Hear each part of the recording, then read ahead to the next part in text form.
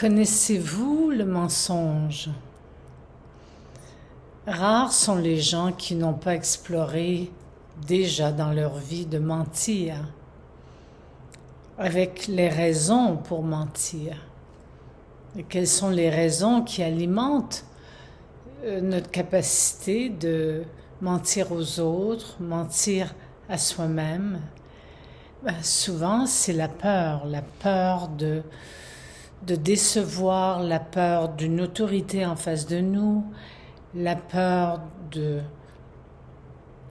créer une non-confiance, la peur de transformer notre image, parce que bien sûr que le mensonge est une protection, comme un masque que l'on peut porter à des moments très précis de notre vie, et nous donnons raison de mentir jusqu'au moment où, si nous sommes constamment dans le mensonge, les choses vont pas très bien.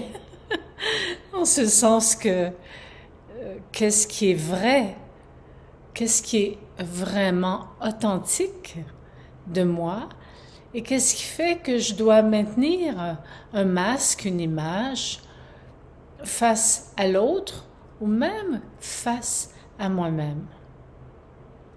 Une des grandes choses que les gens rencontrent lorsqu'ils entrent en psychothérapie ou qu'ils vont consulter un intervenant, c'est de prendre conscience de leur capacité à se mentir soi-même.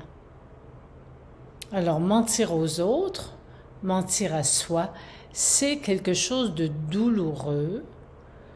Bon, au début, ça peut amener un soulagement, bien sûr, mais c'est quand même, à la longue, quelque chose de douloureux, parce que, finalement, par peur, par insécurité, par peur de perdre l'amour, nous cachons à l'autre, et même à nous, à des parties de nous, plus authentiques, qui nous sommes, de peur que l'on ne soit pas aimé par qui nous sommes. Alors, cet automne, j'ai eu l'intuition, à partir de certains faits dont j'ai été témoin au printemps, par les médias, sur la capacité de quelqu'un d'être dans une forme de mythomanie, c'est-à-dire l'extrême du mensonge. Donc, il y a les petits mensonges blancs, comme on les appelle, puis il y a les grands mensonges qui font que la personne se croit elle-même et a oublié complètement les faits, la réalité. Alors, ça m'a inspirée parce que j'ai déjà écrit un livre sur du mensonge qui s'appelle « Du mensonge à l'authenticité », publié aux Éditions de l'Homme il y a quelques années. Et j'ai écrit ce livre justement pour les gens qui avaient suivi avec moi des consultations, des interventions à travers différents séminaires. Et j'étais témoin de leur capacité de se mentir à eux-mêmes. Alors, il y a beaucoup de nuances, comme des gammes qui peuvent être jouées sur un piano entre mentir et l'authenticité, le mensonge et l'authenticité. Alors, être authentique, ça ne veut pas dire de dire toujours la vérité.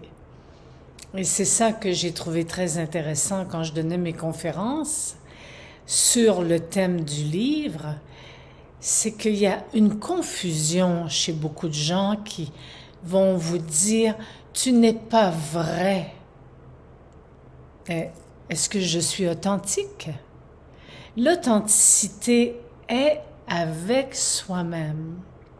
Et cette authenticité avec soi-même peut ne pas plaire à l'autre devant nous, qui voudrait entendre autre chose. Alors les enfants sont vrais. Ils vont dire j'aime pas ton chapeau.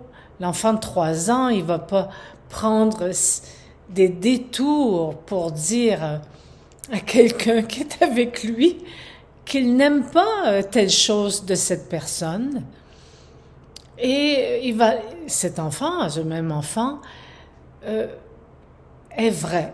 Il dit les choses et il se fout, excusez-moi, du reste, à moins d'être puni par les parents qui disent « Oh mon Dieu, il faut pas dire ça devant les gens, etc. etc. » Bon, je pense que j'aurais plein d'exemples à vous donner. Donc, j'ai créé cette série de conférences. Il y en a 9 parce que j'ai été inspirée par 9 thèmes et non pas 10 et non pas 8 et non pas 7, 9 thèmes où on explore aussi la blessure que ça soulève en nous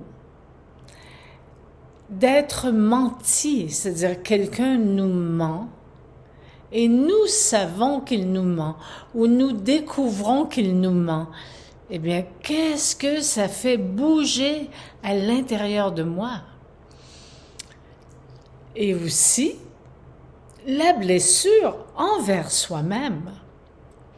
Lorsque, soudainement, dans des éclairs de conscience, lorsque les voiles se déchirent et que, wow, devant nous s'ouvre une pureté dans la communication avec soi, une authenticité de reconnaissance du passé, du présent et aussi de ce qui est à venir, eh bien, cette authenticité, lorsque nous ne la vivons pas et que nous nous mentons, nous nous blessons et nous connaissons une blessure que nous allons explorer ensemble lors de cette série.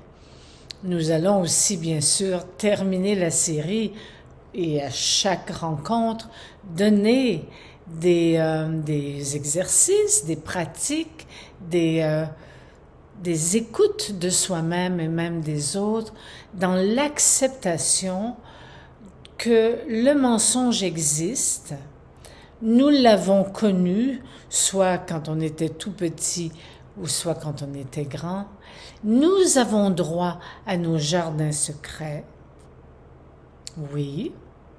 Même l'enfant a droit à son jardin secret. C'est là où il existe une réelle différence entre tout dire dans une soi-disant transparence et être authentique. Alors, je vous invite à venir me rejoindre. Cette série de conférences sur mensonge et authenticité débute vers la fin septembre. Et ben, vous êtes les bienvenus pour qu'ensemble nous explorions ce thème qui est vieux comme la nuit des temps. Merci beaucoup. À bientôt.